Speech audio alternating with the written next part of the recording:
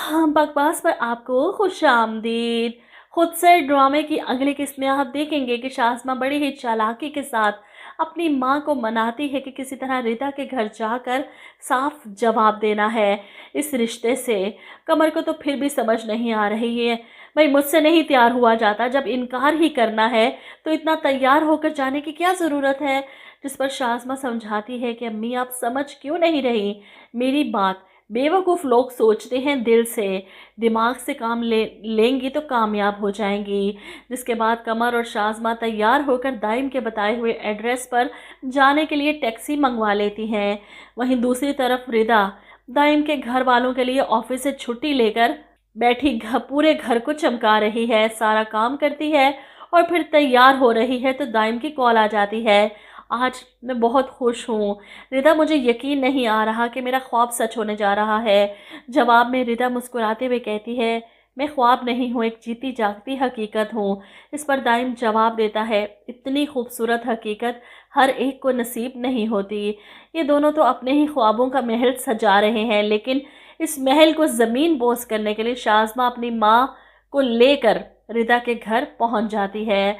रिदा को मामूली शक्लो सूरत कहकर कीड़े निकाले जाते हैं और फिर बात आती है इसकी जॉब की, तो शाज़मा कहती है कि आंटी वैसे अम्मी तो बिल्कुल भी इस रिश्ते के हक़ में नहीं थी। जॉब करने वाली लड़कियां सख्त नापसंद है इन्हें।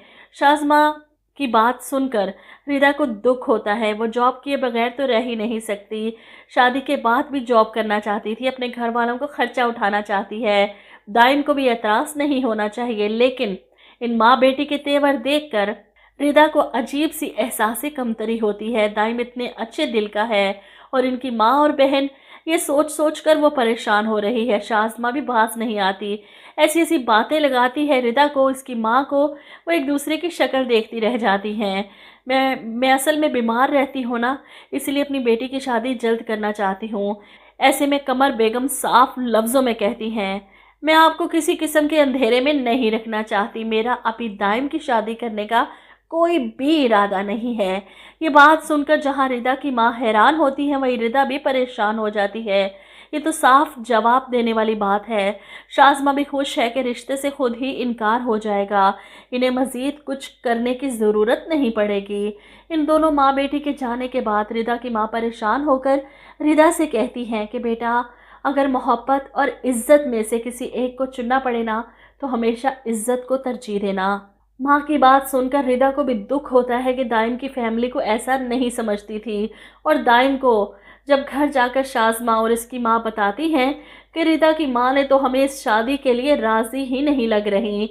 इनके मुताबिक रिदा के और भी रिश्ते आए हैं और दाइम से कई अच्छे हैं।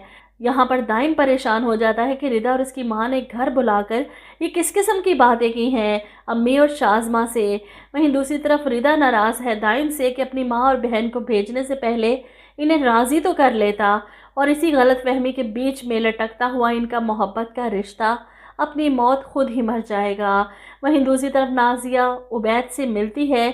इसकी परेशानी देखकर उबैद सवाल करता है, क्या बात है, आप इतनी परेशान क्यों लग रही हैं। जिस पर नाजिया के दिमाग में शाज़मा की बातें घूम रही हैं, और रात को इसका फ़ोन भी बंद था। उबैद की कॉल आई थी, इसे पता नहीं चला।